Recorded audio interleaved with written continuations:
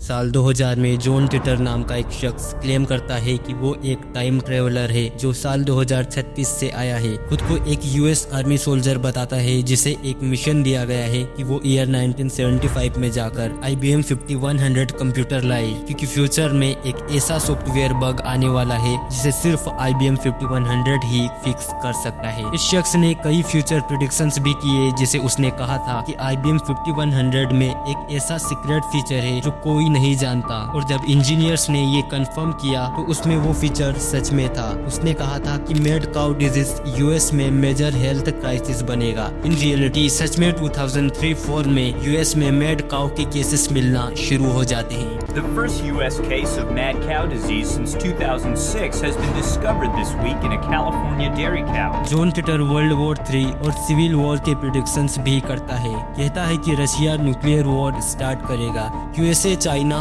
और यूरोप की बड़ी सिटीज पे न्यूक्लियर बॉम्ब गिराए जाएंगे। उसने डेट भी कंफर्म की और किस ईयर में वर्ल्ड वॉर 3 और सिविल वॉर शुरू होगी ये भी बताता है। और भी कई प्रेडिक्शंस करता है जो टाइम के साथ सच होती गई। तो क्या ये शख्स सच में एक टाइम ट्रेवलर था जो फ्यूचर से आया था, या फिर ये एक फुल प्लान्ड कंस्पिरेसी थी?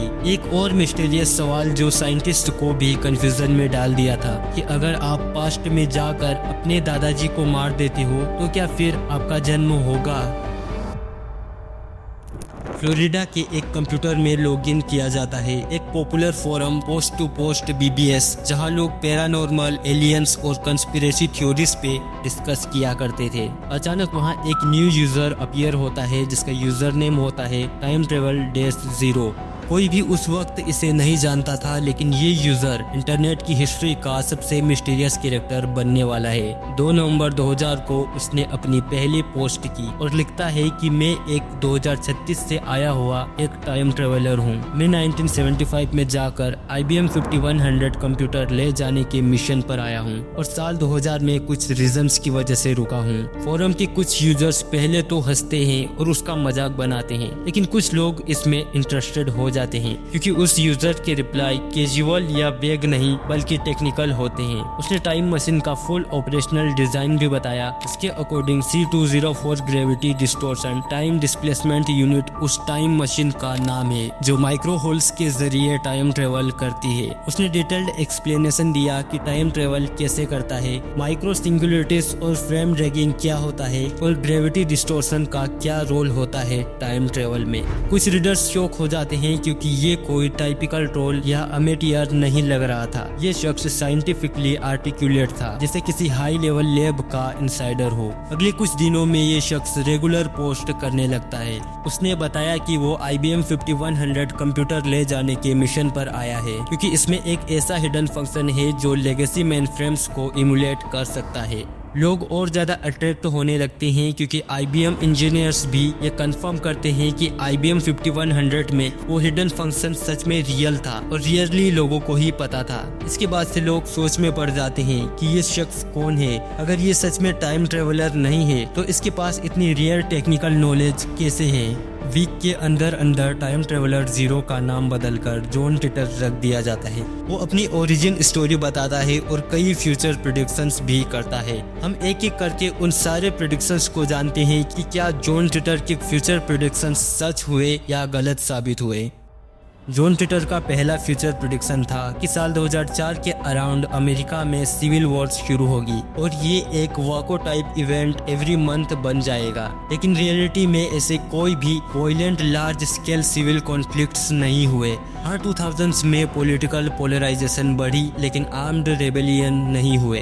टिटर का दूसरा क्लेम था कि 2015 में रशिया के जरिए वर्ल्ड वॉर 3 शुरू होगी, जिसमें यूएसए, चाइना और यूरोप की बड़ी सिटीज पर न्यूक्लियर बॉम्ब गिराए जाएंगे और इससे करीब 3 मिलियन लोग मारे जाएंगे और वॉर के बाद दुनिया डिसेंट्रलाइज हो जाएगी। लेकिन जब साल 2015 आता है तब कोई वर्ल्ड वॉर नहीं होती। रशिया ने यूक्रेन एनेक्स किया लेकिन कोई बड़ी ग्लोबल न्यूक्लियर वॉर नहीं हुई। टिटर की दूसरी प्रेडिक्शन भी गलत साबित हुई। तीसरी प्रेडिक्शन जो टिटर ने की थी कि IBM 5100 में एक सीक्रेट फीचर है जो पुरानी मेनफ्रेम लैंग्वेजेस को इमुलेट कर सकता है। ये फीचर पब्लिकली किसी को नहीं पता था, इसलिए टीटर का मिशन था 1975 में जाकर ये कंप्यूटर लाना। 2004 में IBM इंजीनियर्स ने भी ये कंफर्म किया कि IBM 5100 में ये हिडन फीचर सच में था, जो सिर्फ कुछ इंजीनियर्स को ही पता था। ये टीटर के क्लेम्स का सबसे क्रेडिबल पार्ट माना जाता है। Y2K प्रॉब्लम, जिसे मिलेनियम बग भी कहा जाता है, ये एक कंप्यूटर बग था जो ईयर 2000s के अराउंड दुनिया भर के डिजिटल सिस्टम्स के लिए एक पोटेंशियल डिजास्टरस एरर बन गया था। टीटर का क्लेम था कि Y2K बग मेजर डैमेज करेगा, जिसमें इंफ्रास्ट्रक्चर फेल होंगे, गवर्नमेंट और बैंकिंग सिस्टम क्रैश करेंगे और इसका कोई सॉल्यूशन नहीं मिलेगा। लेकिन रियलिटी में ऐसा कुछ नहीं होता। Y2K लार्जली अवॉइड हो गया। प्रोग्रामर्स ने पहले ही इसे फिक्स कर दिया था। माइनस ग्लिचेस हुए लेकिन कोई बड़ी ट्रेजेडी नहीं हुई। टीटर ने 2000 में कहा था कि फ्यूचर में CERN एक इम्पोर्टेंट रोल प्ले करेगा टाइम ट्रेवल टेक्नोलॉजी में और ब्लैक होल्स का एक्सपेरिमेंटेशन किया जाएगा। साइंटिस्ट ने माइक्रो होल्स की पॉसिबिलिटीज पर काम किया, पर ऑफिशियल ऐसा कुछ नहीं मिला जो टाइम ट्रेवल टेक्नोलॉजी में एक बड़ा रोल प्ले करता हो। टीटर की 5वीं प्रेडिक्शन थी कि 2004 के बाद ओलंपिक्स कैंसिल हो जाएंगे ड्यू टू ग्लोबल इंस्टेबिलिटी, लेकिन ये प्रेडिक्शन भी गलत साबित होती है क्योंकि 2004, 2008, 2012 और 2016 सब ओलंपिक्स हुए, कोई ओलंपिक्स कैंसिल नहीं हुआ। जॉन टीटर का 7वां क्लेम था कि मैड काउ डिजीज US में मेजर हेल्थ क्राइसिस बनेगा। लोग कंटेमिनेटेड मीट की वजह से मरेंगे। डिजीज जेनेटिक फॉर्म में भी आगे फैल सकती है। इन रियलिटी 2003-04 में US में मैड काउ के कुछ केसेस मिलते हैं। UK में भी पहले मेजर आउटब्रेक हुआ था, लेकिन ये लार्ज स्केल थ्रेट नहीं बना। टीटर की आखिरी प्रेडिक्शन थी कि US एक कंट्री नहीं रहेगा। सिविल वॉर के बाद ये 5 अलग अलग रीजनल गवर्नमेंट्स में बढ़ जाएगा और कॉन्स्टिट्यूशन सस्पेंड हो जाएगा।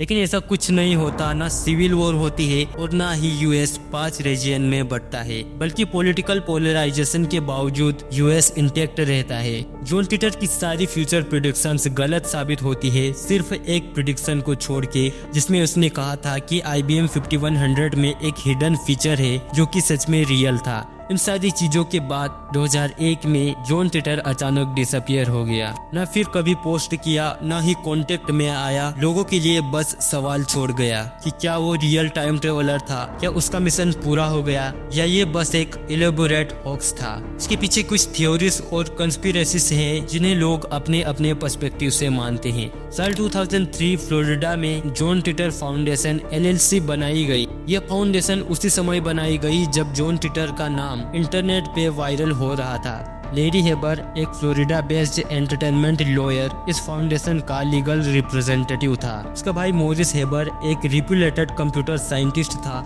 जिसे IBM 5100 के आर्किटेक्चर के बारे में डिटेल्ड नॉलेज थी। इसलिए पहला शक इन्हीं 2 भाइयों पे होता है कि इन्होंने ही फेक कंस्पिरेसी फैलाई है। मॉरिस ने ये टेक्निकल सीक्रेट टीटर की पोस्ट में डाला हो जिससे कहानी क्रेडिबल लगे। जॉन टीटर ने कभी भी अपना फेस, रियल नेम या कोई फिजिकल एविडेंस नहीं दिया। इसकी टाइम मशीन की इमेजेस भी ब्लरी और इजीली फैब्रिकेटेड लगते थे, जिन्हें आसानी से एडिटिंग सॉफ्टवेयर से बनाया जा सकता है। और आज तक कोई भी वेरीफाइबल प्रूफ किसी को नहीं मिला, ना मशीन, ना डॉक्यूमेंट्स और ना ही कोई क्रेडिबल विटनेस। सब कुछ सिर्फ इंटरनेट फोरम पोस्ट तक ही सीमित था। अगर जॉन टीटर एक टाइम ट्रेवलर था तो उसके सारे प्रेडिक्शंस एक्यूरेट होने चाहिए थे, लेकिन मेजॉरिटी प्रेडिक्शंस गलत निकले। तो क्या ये सिर्फ एक फिक्शनल प्रोजेक्ट था, एक बनी बनाई कहानी? मोस्ट लाइकली हाँ, ये एक वेल प्लान्ड होक्स था जो पूरी तरह से एनोनिमस रहा, बिना किसी रियल प्रूफ के, सिर्फ कहानी और स्पेकुलेशन पे बेस्ड था, जिसमें साइंटिफिक साउंडिंग एक्सप्लेनेशंस दिए गए लेकिन वो एक्चुअल साइंस से मैच नहीं करते। इसका स्ट्रॉन्गेस्ट क्लू ये है कि मेजर प्रेडिक्शंस जैसे world war 3, US civil war, Olympics का एंड सब गलत साबित हुए, और जो एक प्रेडिक्शन एक्यूरेट लगती थी वो भी इनसाइडर नॉलेज से मिल सकती थी। ये पहली बार नहीं था जब ऐसी घटना सामने आई हो। ऐसे ही कई और टाइम ट्रेवल के इंसिडेंट्स पहले भी सामने आते रहे हैं। जैसे 1950 में एक रात न्यूयॉर्क के टाइम स्क्वायर में एक आदमी अचानक सड़क के बीच में आ गया। उसकी पूरी ड्रेस 1800 जैसी थी, high collar coat, old fashioned boots, top hat, pocket watch etc। ये शख्स ट्रैफिक के बीच आकर कार से टकरा जाता है जिससे इसकी मौत हो जाती है। जब पुलिस ने उसके कपड़े और सामान चेक किए तो उन्हें कुछ 1800 के कॉइन्स, 1876 में लिखा हुआ एक लेटर, बिजनेस कार्ड्स जिसमें रुडोल्फ फेंज नाम लिखा था, इन सब चीजों पे कोई डैमेज नहीं था, सब कुछ फ्रेश थे। इसके बाद पुलिस ने रुडोल्फ फेंज के नाम से इन्वेस्टिगेशन की तो पता चला कि एक एग्जैक्ट सेम नाम वाला आदमी 1876 में गायब हो गया था और फिर कभी नहीं मिला। उसकी डेथ रिकॉर्ड भी 1876 में मिसिंग थी। सबसे पहले ये कहानी 1951 में कोलियर्स मैगजीन में एक शॉर्ट स्टोरी के रूप में पब्लिश हुई थी, जिसके ऑथर जैक फिनी थे, जिसे टाइम ट्रेवल फिक्शन लिखने के लिए जाना जाता है। लेटर 1972 में कार्लोस एलन ने इस स्टोरी को रियल केस बनाकर अमेरिकन पैरानॉर्मल बुक्स में शामिल कर दिया। ये गलत सिटेशन से अर्बन लेजेंड बन गई, जिसे लोग सच मानने लगे। लेकिन साल 2002 में एक ब्रिटिश रिसर्चर ने इस स्टोरी का डीप एनालिसिस किया। उसने कंफर्म किया कि ये कहानी एक फिक्शनल शॉर्ट स्टोरी से उठाई गई है, इसका रियल वर्ल्ड में कोई भी सॉलिड एविडेंस नहीं है। चलिए अब हम उस सवाल की तरफ बढ़ते हैं जिसने साइंटिस्ट को भी कंफ्यूजन में डाल दिया था कि अगर आप टाइम ट्रेवल करके पास्ट में जाते हो और अपने दादाजी को मार देते हो जब वो यंग थे, तो क्या आपका जन्म होगा? मान लो आप 2025 में पैदा होते हो और 2050 में एक टाइम मशीन के जरिए 1950 में जाके अपने दादाजी को मार देते हो, तो दादाजी के मरने के बाद आपके पिता पैदा नहीं होते, आप पैदा नहीं होते। और अगर आप ही पैदा नहीं हुए तो 2050 में आपने टाइम ट्रेवल कैसे किया? ये थोड़ा कंफ्यूजिंग है, मैं आपको एक एग्जांपल के साथ समझाता हूँ। सोचिए आप एक फिल्म के डायरेक्टर हो और आप अपने ग्रैंडफादर की स्टोरी को बदल देते हो, लेकिन जैसे ही आप वो सीन शूट करते हो पूरी फिल्म ही ग्लिच कर जाती है, क्योंकि आप खुद स्क्रिप्ट में से इरेज हो जाती हो। इसके पीछे मल्टीपल टाइमलाइन या मल्टीवर्स थ्योरी काम करती है। जब आप पास्ट में जाते हो और कुछ बदलते हो तो एक अल्टरनेट टाइमलाइन क्रिएट होती है। इस न्यू टाइमलाइन में आपके दादा जिंदा नहीं है, तो आप कभी पैदा नहीं हुए, लेकिन ओरिजिनल टाइमलाइन में जिसमें आप पैदा हुए थे वो वैसी की वैसी रहती है। आप दोनों टाइमलाइन में अलग अलग एग्जिस्ट करते हो, लेकिन ये प्रिंसिपल कहता है चाहे जो भी हो, पास्ट में आप कुछ ऐसा नहीं कर सकते जो कॉन्ट्राडिक्शन क्रिएट करे। इसका मतलब आप अपने दादाजी को मार नहीं पाओगे, कुछ न कुछ हमेशा ऐसा होगा जो उन्हें बचा लेगा। Time travel to the past अभी तक सिर्फ थियोरेटिकल है, फिजिक्स में पॉसिबल है लेकिन प्रैक्टिकल में पॉसिबल नहीं है। आइंस्टाइन की रिलेटिविटी थ्योरी के अकॉर्डिंग फॉरवर्ड टाइम ट्रेवल यानी फ्यूचर में जाना पॉसिबल है, लेकिन पास्ट में जाना प्रॉब्लमेटिक है क्योंकि ये पैराडॉक्स क्रिएट करता है।